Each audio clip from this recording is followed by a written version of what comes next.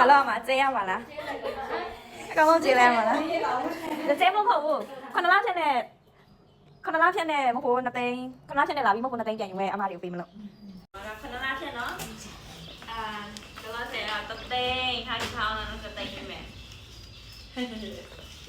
ကျွေးရဝိုင်းနေပြမရတာမယ်နော်တိတိတိလေးဒီကဘုန်းကြီးအဲ့ဒါပြန်ပြီးတော့ဆက်တသိန်းဆိုနှစ်သိန်းနော်ခဏလားဖြစ်နေလာတာချေမဟုတ်နှစ်သိန်းပြန်ပေးရနော်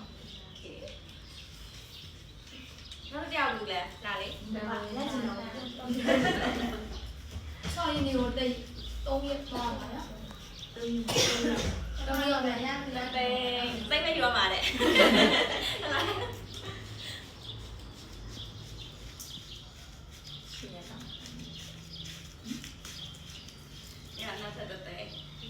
ခဏလားဖြစ်နေနော်အရင်တော့ဆယ်ခဏ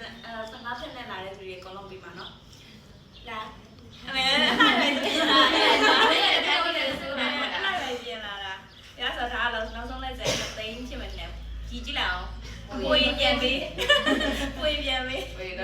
လိုရင်တော့ကောက်ဆိုင်လိုက်တော့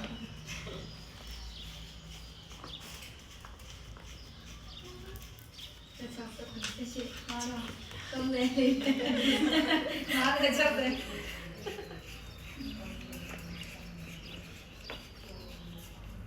တိလားပိုပါလေးလားနှစ်ရက်နေနှစ်ရက်နေပိုလားတော့ရပိုပါလားဟုတ်လားတကယ်လားပြန်ပြီးဒီလိုလောက်လိုက်ရအောင်ပေးရအောင်စိတ်နေရ